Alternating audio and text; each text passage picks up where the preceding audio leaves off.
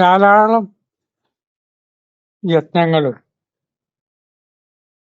പ്രഭാഷണങ്ങൾക്കൊക്കെ ഉദ്ഘാടനം ചെയ്ത അനുഭവം ഉണ്ട്. ഉദ്ഘാടന പ്രസംഗം കഴിഞ്ഞാൽ അവിടുന്ന് ഇങ്ങോട്ട് പോരും. ഗ്രാമീണ ഭാഷയെ പറഞ്ഞ വായന എന്നാണ് പറയുക. പ്രഭാഷകർ ഇരുന്ന് വായിക്കുമ്പോൾ മുമ്പ് തന്നെ വന്നിരുന്ന് ഉറങ്ങാനായിട്ട് ഇരിക്കുന്നവരുണ്ട്. എത്ര പെട്ടെന്നാണ് അവർക്ക് ഉറക്കം വരുന്നത് എന്നുള്ളത് അത്ഭുതം തോന്നും. സദസ്യരെ ഈ വ്യക്തി അഭിസംബോധന ചെയ്യുമ്പോഴേക്കും അവർ കൂർക്കമ്പലി തുടങ്ങിയിട്ടുണ്ടാവും മുമ്പിലിരുന്ന്. മിക്കവാറും സ്ഥലത്ത് പ്രഭാഷണം കഴിഞ്ഞാലുള്ള ആഹാരവും ഒക്കെ അവിടെ ഉണ്ടാകുമെന്നുള്ളതിനാൽ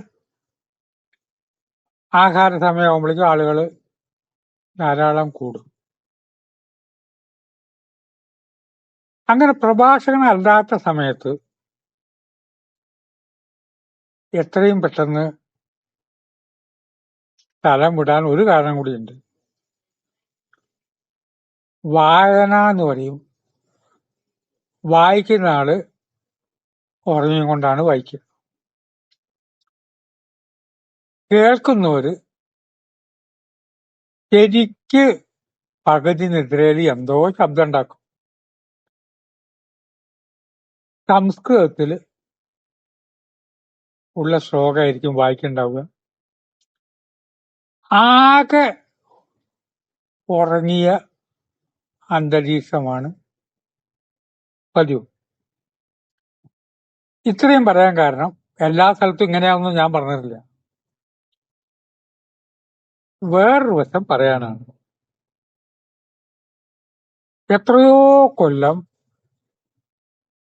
വായനയ്ക്ക് പോയ ഒരു പ്രഭാഷകൻ. രാജാവിന് വലിയ ഇഷ്ടമാണ്. രാജാവ് അവിടെ പോയിട്ടിരിക്കുന്നു. രാജാവ് അവിടുന്ന് പോയി. ഇദ്ദേഹം സംസാരം തുടങ്ങിയ രാജാവ് പോരും. പിന്നെ തീരുമ്പോ ഒരു പൊന്നാട ചാർത്താനായിട്ടൊക്കെ പോക്കേ ഉള്ളൂ. വലിയ കേമായിട്ട് രാജാവ് വരെ ഇരിക്കും. രാജാവ് ഇവിടെ തോട്ടത്തിൽ കൂടെ അങ്ങോട്ടും ഇങ്ങോട്ടും നടക്കും. അണ്ണാർക്കണ്ണനെയൊക്കെ നോക്കി നടക്കും. ഒരിക്കൽ പോലും ഈ പൊന്നാട ചാർത്തി പോലും അല്ലാതെ അദ്ദേഹത്തോട് രാജാവ് ഒരു സംശയം ചോദിച്ചിട്ടില്ല. അങ്ങനെ ഒരു സംശയം ചോദിക്കണ്ടേ? അങ്ങനെ ഏകദേശം അവസാനമായി ഈ പ്രഭാഷകൻ ഹിമാലയത്തിലേക്ക് പോയി. ഞാനൊക്കെ നിർത്തി ഇനി ഹിമാലയത്തില് കേദാർനാഥില് സ്ഥിരമായിട്ട് താമസിക്കാൻ പോവുക. ഇനി വായന ഇല്ല.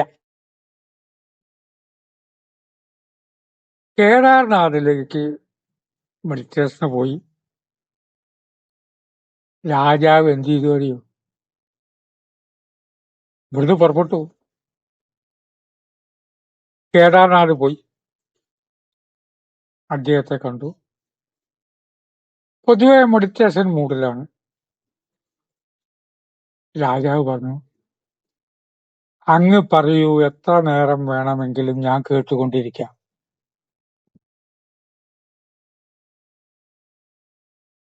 ചിലരെ കുറിച്ച് ഞാൻ ഇങ്ങനെ പറഞ്ഞിട്ടുള്ള അനുഭവമുണ്ട് എന്റെ ജീവിതത്തിൽ. താങ്കൾ പറയുക, ഞാൻ എത്ര വേണമെങ്കിൽ കേൾക്കാം.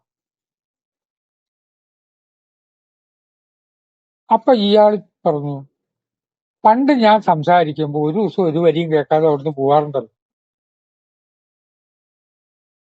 ഒന്ന് മുമ്പിൽ ഇരുന്നിട്ട് എന്നെ ഒന്ന് പ്രോത്സാഹിപ്പിച്ച.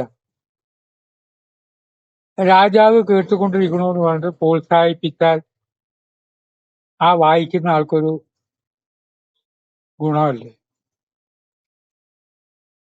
രാജാവ് പറഞ്ഞു, നിവൃത്തിയില്ലാത്തോണ്ടാ, എനിക്കത് സഹിക്കാൻ കഴിയില്ല. അർത്ഥം അറിയാതെ ഒരാൾ വായിക്കുക, ബാക്കിയുള്ളവർ ഏറ്റു വായിക്കുക, ഉറങ്ങുക, അവിടെ ആ കൂട്ടത്തിലിരുന്ന് ഉറങ്ങുക. എവിടെയോ നടന്ന പണ്ട് നടന്ന കാര്യങ്ങൾ, അസുരന്മാരെ കൊല്ലാനായിട്ട് പുറപ്പെട്ടു, അസുര നിഗ്രഹം നടത്തി, ഇതൊക്കെയാണല്ലോ പറയുന്നത്. എനിക്കത് കേൾക്കാൻ താല്പര്യമില്ല. ആരും ഞാൻ കുറ്റവും പറയണില്ല, ഒക്കെ നടന്നോട്ടെ. ഇപ്പോഴും വേറെ ആളവിടെ ഇരുന്ന് വായിക്കുന്നുണ്ട്. ഇതേ ചോദിച്ചു, ഇപ്പൊ എന്താ ഞാൻ പറയണ ഓരോ വാക്കും കേൾക്കാൻ താല്പര്യം? കാരണമുണ്ട്. ഇതുവരെയും ഈ കഥാപാത്രങ്ങളൊക്കെ അങ്ങയുടെ പുറത്തായിരുന്നു. ഇപ്പൊ അങ്ങ് വായന നടത്തി. ആ കഥാപാത്രങ്ങൾ അങ്ങയുടെ അകത്താണ്. കഥാപാത്രത്തെ അകത്താക്കിയ പ്രഭാഷകരുണ്ട്. അവര് പുറത്തെ കാര്യമൊന്നും പറയില്ല. അകത്ത് അവര് ഏത് കാര്യവും പറയണതും അകത്ത്. കംസൻ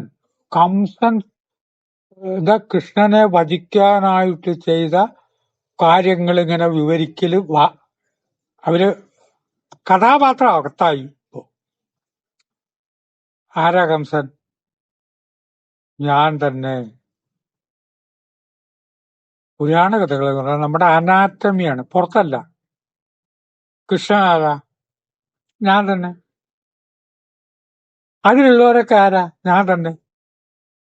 ഇതെന്താ എന്റെ ചെവി എന്നല്ലേ പറയാ? ഞാൻ തന്നെ. ഞാൻ ഈ ചെവിയും മൂക്കും എല്ലാം കൂടി ചേർന്നാണല്ലോ. സ്വന്തം അസ്തിത്വത്തെ ചൊല്ലി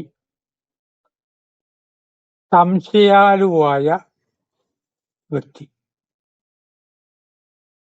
ആ ശരീരി എവിടുന്നോ കേട്ടു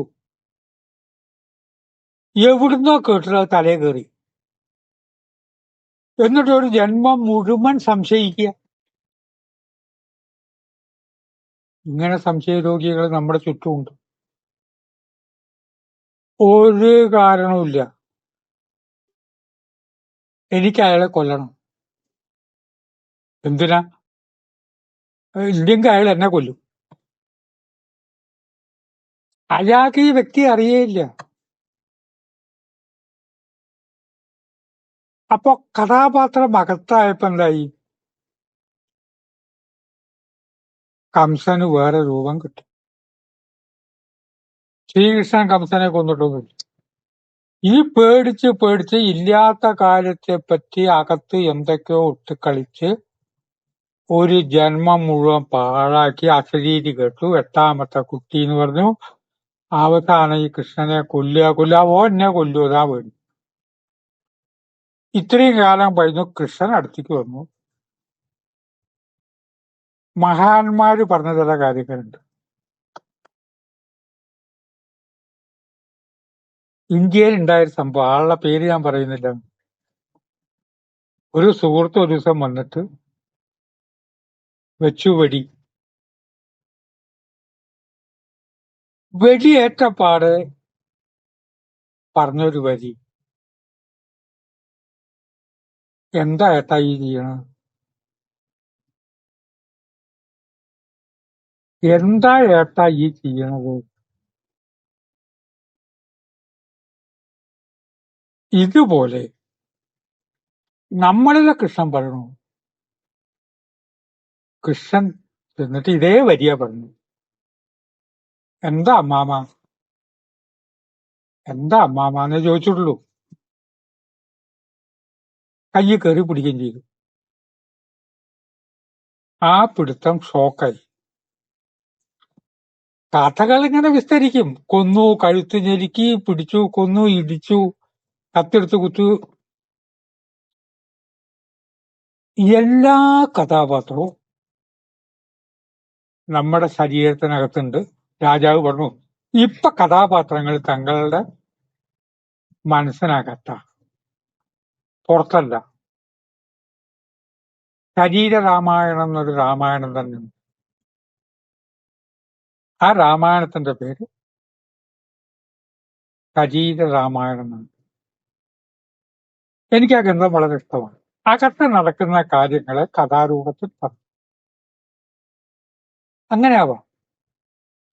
അനാട്ടമി മുതൽക്ക് ഏത് വിഷയം ബോഡിയിലകത്ത് നടക്കുന്നതിന് കഥാരൂപത്തിൽ വന്നു. കഥ വായിക്കുക എന്നുള്ളതല്ല. ഇപ്പൊ താങ്കള് മെഡിറ്റേഷനിലേക്ക് വന്നപ്പോ ഇപ്പൊ താങ്കൾ എന്തു പറഞ്ഞാലും കഥാപാത്രം താങ്കളുടെ അകത്താണ്. എല്ലാ കഥാപാത്രവും നമ്മുടെ ശരീരത്തിനകത്ത് അസുരന്മാരുണ്ട്, ദേവന്മാരുണ്ട്. ദിവ്യത്വത്തിലേക്ക് പോകാനുള്ള ശക്തി ദേവൻ നമ്മുടെ ശരീരത്തിലുണ്ട്. അസുരന്മാരെന്നുള്ള ഇന്ദ്രിയങ്ങളിൽ രമിക്കുന്ന ശക്തി അകത്തുണ്ട്. ഈ ഇന്ദ്രിയങ്ങൾ രമിക്കുന്ന ആസുരിക ശക്തി നമുക്ക് മാനസിക പ്രയാസവും രോഗവും ഉണ്ടാക്കുന്നുണ്ട്.